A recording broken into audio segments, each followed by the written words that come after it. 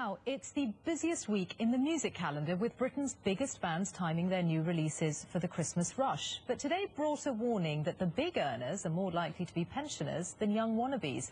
The Performing Rights Society says that the number of new acts breaking through is plummeting. Our arts correspondent David Sillito has the details.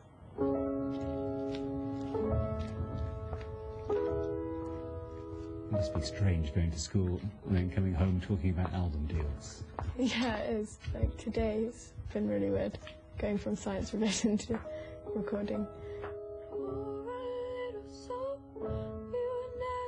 Birdie, still at school, and this week has gone into the top 10 with her first album. And her ambition? Travelling around the world and playing at huge concerts, because that's what I love, performing, really. So she's just 15, and it's looking good. But what about 18, 21, 25? The music industry has some real fears. I will be, you don't see, I'm the one. Because the real money is being made in live music. And the body that represents songwriters says there's a problem. Age. I think it's right to point the imbalance of heritage bands dominating that live music sector, and then ask the question, well, who's going to be selling out these stadiums and arenas and festivals in 2025?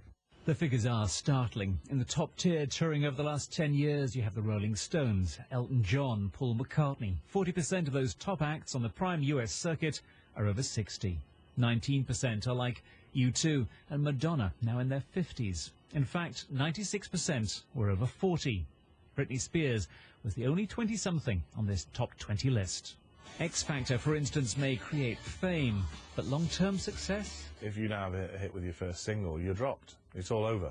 So it's extremely fickle, quick turnaround.